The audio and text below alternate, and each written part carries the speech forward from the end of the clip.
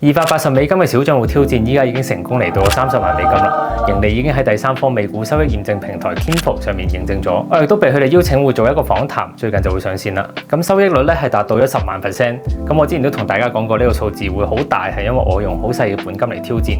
咁呢個雪球咧翻咗起身之後咧 ，percentage 聽上去咧就會非常誇張。咁我哋嚟睇下喺上一段片之後咧，究竟發生過咩事？個賬戶係點樣由20萬變咗做30萬？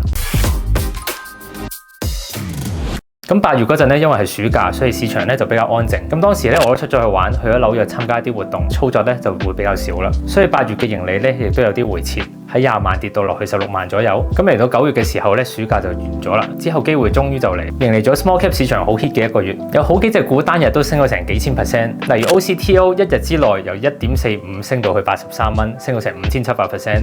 CWD 升咗2500幾%，WLDS 升咗1000%。咁呢啲股咧為位 trader 帶嚟咗非常多嘅機會。咁我就成功把握到一啲，所以呢個禮拜咧就賺咗14萬美金，換翻做港幣咧係100萬左右。咁喺呢一個禮拜之後，我 account 就升咗上去30萬美金左右啦，係一個最新嘅高點。咁我哋首先嚟睇下呢啲數據，可以見到8月第一日我就有一個比較大嘅虧損，然後成個8月接落嚟咧都係波動比較細，因為喺8月見到市場冇咁 hit 之後咧，我就降低咗少少我嘅倉位，用嘅 size 會細啲，所以每日上下嘅波動都會低少少。直到9月嘅第二個禮拜喺 OCTO 出現咗之後咧，市場就變到好 hit 啦。可以見到9月第一個禮拜係因為有一個假期，所以市場都係比較安靜，而第二個禮拜咧就係我賺咗14萬嗰個禮拜，市場就即刻 hit 翻多咗好多機會。除咗我頭先講嗰3隻股之外，都仲有好多股出現咗比較大嘅波動，所以喺呢個禮拜之後嘅賬戶就上咗30萬美金。呢度我可以 show 一個 trade 俾大家睇，因為我喺 Kinfo 嘅訪談上面當時都公開咗呢個 trade 俾當時嘅主持人睇。咁呢邊當時係 OCTO 出現咗之後嘅第2日。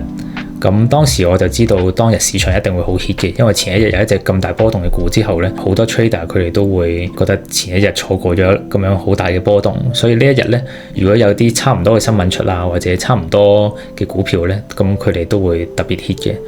咁呢邊可以見到呢隻叫做 YOUL， 咁當時我喺呢度就買入咗6000股，跟住想睇佢往上突破。咁呢度突破咗4蚊之後，我就覺得佢仲有啲空間，應該仲會往上多少少，所以我就再等咗一下。咁可以見到依家呢個 trade 就係淨3000蚊美金左右，同埋喺下方嘅 volume 嗰度可以見到佢每1分鐘量係非常多嘅，唔係一啲冇人 trade 嘅細盤股，係好多美國 trader 都會喺度 trade 嘅，每分鐘係當時有800K 左右嘅量。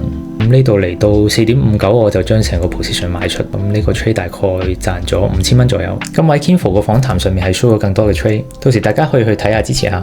當時9月9號係賺咗54000蚊美金左右，亦都係我呢個小本金挑戰裏面盈利依家最多嘅一日。咁有唔少觀眾應該都知道我參加咗一個美國嘅股票比賽，但係冇諗到居然中咗伏。我當時咧以為呢個係一個好正式嘅比賽，但係喺成個過程裏面咧，佢哋嘅唔專業係令到我大跌眼鏡嘅。點解我唔建議大家相信呢個比賽嘅成績呢？點解我明明連續3個月攞第一，但係9月突然之間就唔見咗呢？大家可以放心，我冇爆倉，亦都冇出千，亦都有完整嘅證據。後面我會單獨出一段片，將我喺比賽遇到嘅所有黑幕咧都徹底曝光。